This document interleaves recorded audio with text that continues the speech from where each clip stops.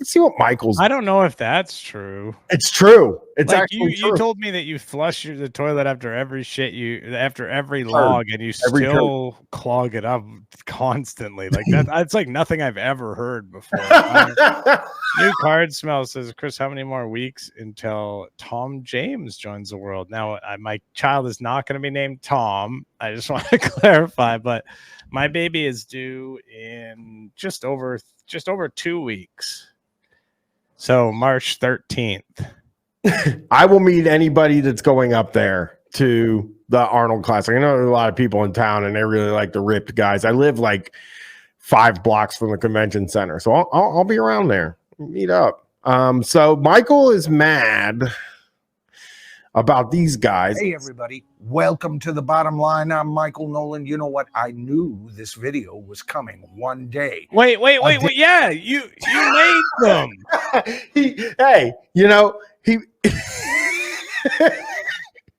You make the video. He predicted it. He predicted a video was going to come out. He's looking good though.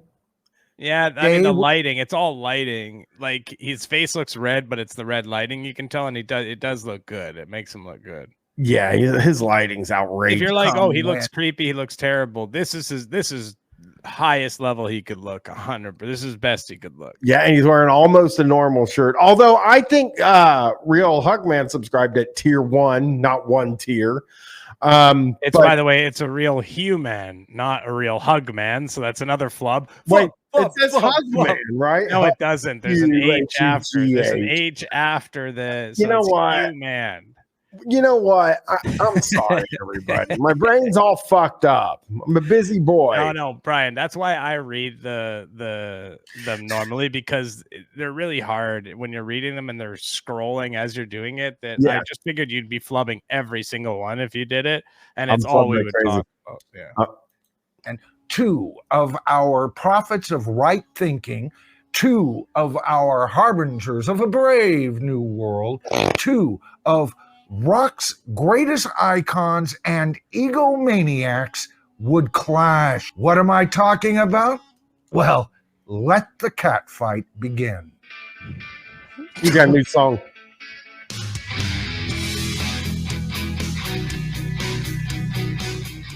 All right, folks. Oh, very underwhelming. Very short. Very short and underwhelming, that one. Not sure about that intro. I kind of like the other one better. And why a cat fight? Oh, well, because they're ladies. Corner, we have Bono, lead singer and co-writer to many of U2's greatest hits, and loudmouth extraordinaire. Yes, only an old rock guy would ever talk about like co-writer of the hits. Do you know what I mean? Like nobody would ever. They just say like the fucking lead, the front man from U2, Bono. You know? Yeah. Same Bono, who is best buddies with Jan Winter, formerly little bastard piece of shit. Oh, so he's a fucking piece of shit. Yeah. If he's hanging out with Jan Winter, fuck him. You know. Rock and Roll Hall of Fame. Now, why is that important? Well, think about why Jan Winter's no longer around in the Rock and Roll Hall of Fame. Racism. Well, I think it's because he said all of that horrific stuff about how he doesn't respect or care about female or black artists. Yeah. I love it. The second he leaves, they nominate Foreigner. More on that in a future video. But Jan Winter, best buddies with Bono. Remember, he even calls him B. All right. Jan Winter thinks black rockers and women rockers aren't articulate enough to be included in his recent book. Add that to the fact he said, I like how he's calling them rockers. What did the B thing have to do with it? Oh, it's just their buddies. They got like a shorthand. I call you C sometimes. Yeah, I know that stabbing robot. It is interesting, but he hates Jan Winter so much that he'll like take the position that he disagrees with Jan Winter on the like female artist thing, even though he doesn't. Because he hates Jan Winter so much. It's great. I fucking love that. I love that. Yeah. And I love that, like, he there's like he doesn't say musician, he says rocker, because he does not, believe that non-rockers deserve to be there. The fact that Bono, out to save the starving millions in Africa, has been criticized by Africa for his foreign aid organization and his connections to. Listen, I totally agree with him on this, but it just seems odd. I don't. It's not anything Michael believes in. He doesn't care about any of this stuff, Michael. You know what I mean? Like, this is he just hates him because he's friends with Jan Wenner. Yes. Madison Square Garden Entertainment. And of course, that being said, that draws him into the very place where he is performing in a residency. Yes, that insane glowing ball in the middle of the desert on the West Coast, the Las Vegas Sphere. And it's not the West Coast, it's the Western United States, but the West Coast is the coast. In the other corner, Roger Waters. Ooh, Roger Waters of Pink Floyd fame, famous for stepping up to the plate at a critical time in Pink Floyd's development, becoming their main songwriter and the progenitor of a couple of good solo albums. But a couple of good ones. Oh, it's all right. I mean, Michael could have done better solo albums. It was very nice of him to step in when Sid Barrett had like that breakdown, and he's like, that's kind of the way he's making it. Like, he did a real nice thing for that Pink Floyd band when he stepped in and started doing the songwriting for them. I'm judging this as it's interesting. He says, "Where does Michael live?"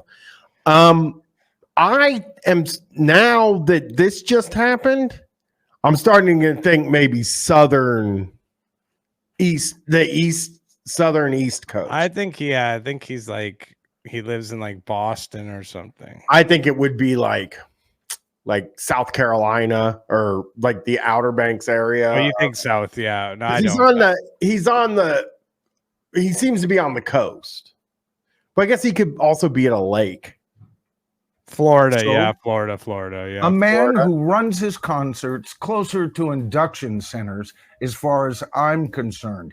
He has been known to say to his paying audience, if you don't like what I'm saying, f*** off and leave. Of course. That's cool, though. That's actually like literally the coolest, most rock and roll thing you could possibly He's actually been known to say that. Oopsies.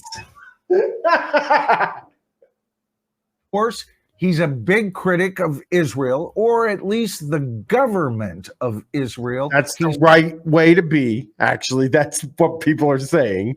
The government of Israel, not Israeli people, Mixed up, is he? Well, evidently, Bono and U2 did a tribute during their residency concerning those who were killed on October 7th, I believe that's the date. I don't know. Of last year. And of course, Roger Waters, who is famous for showing up where he's not wanted. Remember his shenanigans in Germany last year? Germany, who is bound and determined not to be identified with anything having to do with Hitler or Nazis, did not want him to. All right, Michael, you don't care about any of this. Now he's pissing me off. Listen, now he's making me mad because he's like, he's become a Zionist based on his hatred for Jan Wenner. Let's do Hey, everybody, welcome to The Bottom Line. I'm Michael Noland. Tonight, we're going to be talking about the Super Bowl a whole week after the damn thing occurred. Well, everything you do is late, Michael. You don't even have a thing out about the nominees yet. We haven't heard a fucking goddamn thing. We did a Rock and Roll Hall of Fame nominee show before Michael did, Chris. Yeah, I know. It's pathetic. His schedule is pathetic. I don't even know. Talking about the halftime show, which gets more and more ridiculous as times pass, We're not getting... Like, it's so funny that he says that. He's basically saying he's just like, year after year, I become more out of touch with what's happening in the world. And I understand less of what I'm watching entertainment wise. This is what he's saying. Like, thank you for telling us. the classic rock acts up there anymore. We're getting hip hop, rap artists, and the like. And of course, Usher was up there live. Well, you decide. I can tell you one thing: his guitarist, that's right. Her name is H. Her. That's right.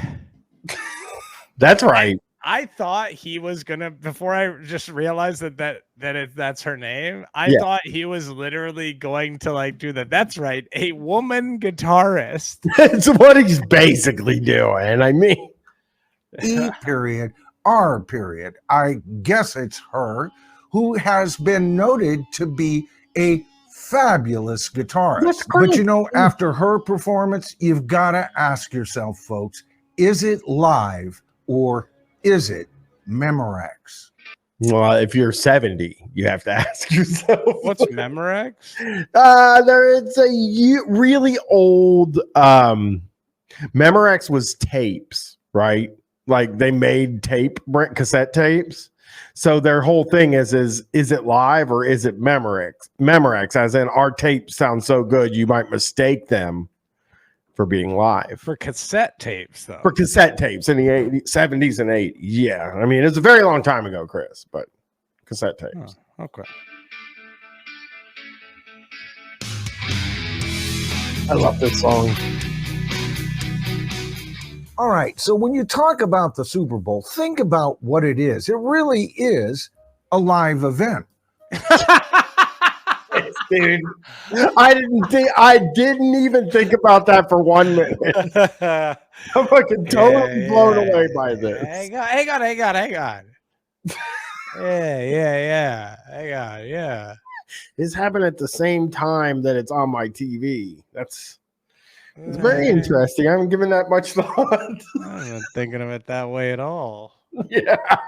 Players come to play live. You never know what's going to happen to them on the field. True. They can get very seriously injured doing their thing. The cheerleaders show up live. Yeah, they're doing their thing with, pre-recorded music most of the time. But, at least they are live doing. Wait. Your whole thing breaks down there.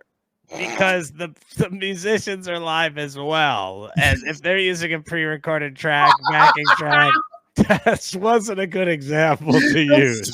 He just fucking contradicted himself immediately. He just made your argument in 1 second. Yeah, man. Come on. Why did you say that? And why did you keep it in? Yeah.